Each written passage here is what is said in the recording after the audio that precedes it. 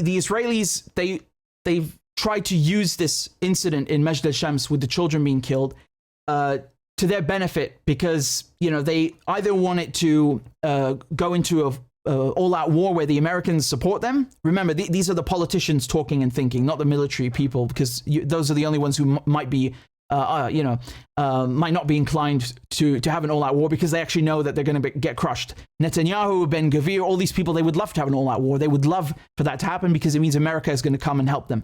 So, they want to use this Majdal Shams incident to escalate. They've been dying for an opportunity to actually bomb Lebanon heavily, because for 9 months they've been taking all these losses and they've been unable to actually do anything about it, which is humiliating, right? It's an absolute disaster from their point of view.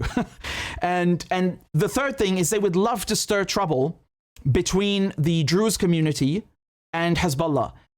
Because remember, you have the largest Druze population inside of Syria, where the Golan Heights are located.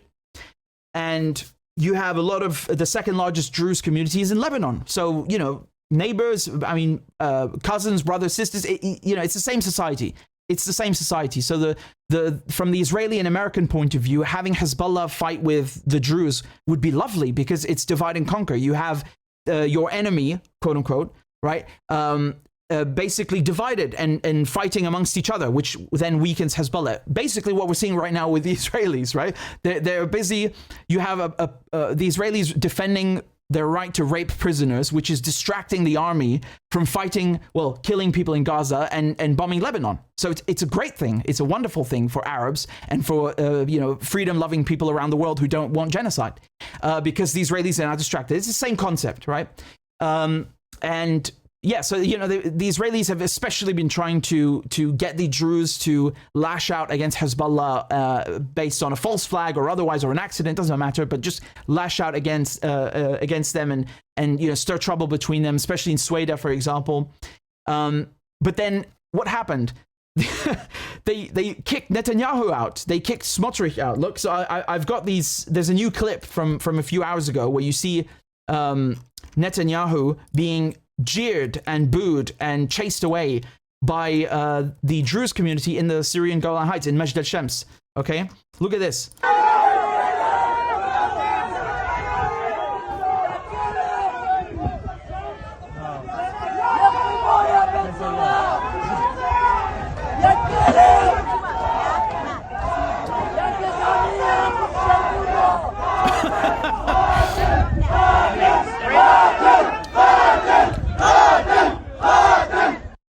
Right, so they were cussing at him, and they're yelling at the end qatil, so I mean, killer. Unless I misheard something, but yeah. No, that's what they're chanting at him, and they don't want to see him. And just like they chased away Smotrich yesterday, the finance minister who came, and I showed you the video, right? So, they told him you're dancing on the blood of our children. That's what the Druze in Majdal Shams told Smotrich, and they said we don't want to meet with Netanyahu, because Netanyahu tried to reach out, his office tried to reach out with multiple families, because it's over 10 children that have been killed, and you've also got wounded. So none of them wanted to meet with him, not a single one, right? Not a single one. So the families themselves have cleared up the whole issue and said, we hate the Israelis. We want nothing to do with you. We don't want your support. We don't want to meet with you. And we are not going to, join your chorus of, chanting Hezbollah's guilty, Hezbollah did this. No. We are not going to sign off on your so-called retaliatory strikes. We want nothing to do with you. This is this is what it looks like. That's the response. These Druze are Syrian through and through. You understand? So, we all know who the killers are. I mean, I'm 99.9% sure it was the Israelis. Again, there's we can sit here and hypothesize about whether it was the magical tooth fairy who did a drone strike. I mean, if we're going to sit here and list all the possibilities on Earth, I mean, we would never end. But the likelihood, I'm not talking about possibilities, I'm talking about the likelihood, the highest likelihood, it's the Israelis.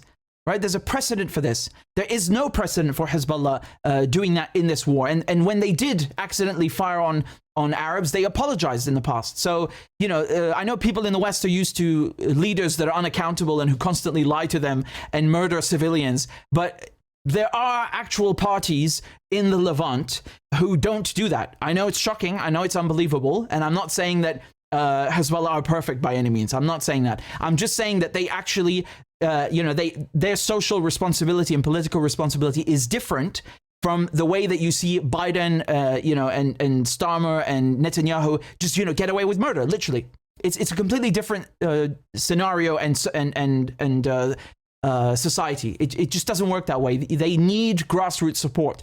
They cannot function without grassroots support. If they start killing their own neighbors and people like this, and then not even taking responsibility for it, it's a disaster for their reputation, for their standing in the Lebanese and Arab society. So, if they had done it, they would have admitted it. They would have apologized and made amends.